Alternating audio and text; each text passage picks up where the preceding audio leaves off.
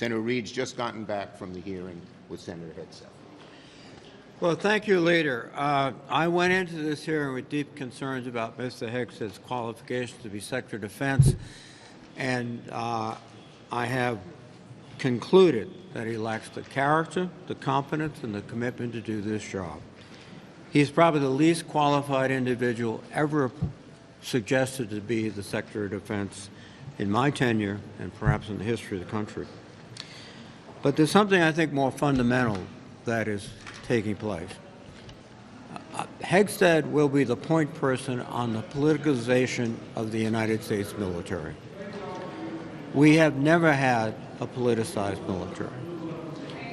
Over the course of my life, I learned at West Point that our duty is to the Constitution, and it's not to be a partisan.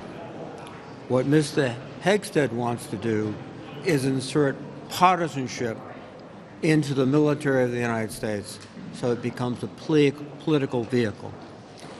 One of the first things they want to do is have their warrior board. I suspect President Trump will announce that on January 20th.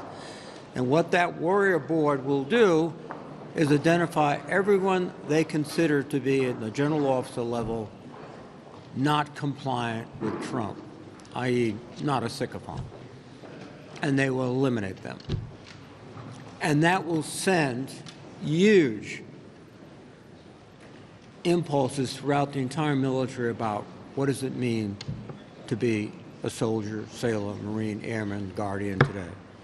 It will also give people pause about how they behave. Should they give their best professional opinion, or should they keep quiet because it might offend the President or the Secretary of Defense, and they would be subject to a warrior board? They have already sent out anonymous emails to active duty officers saying, we're going to get you. We're going to get you. That is completely contrary to any of the traditions of the military of the United States. So we are in a very difficult position.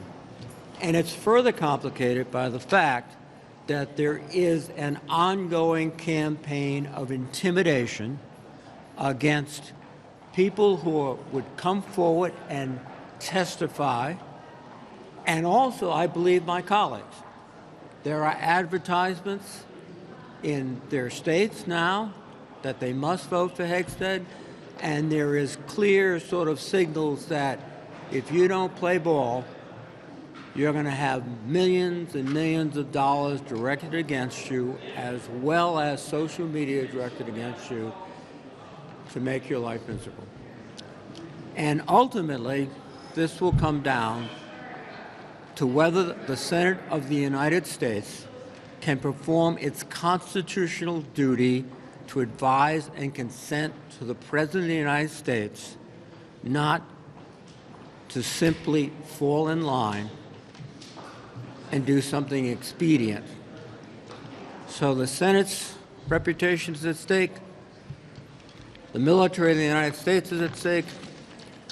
We are in for a very difficult moment.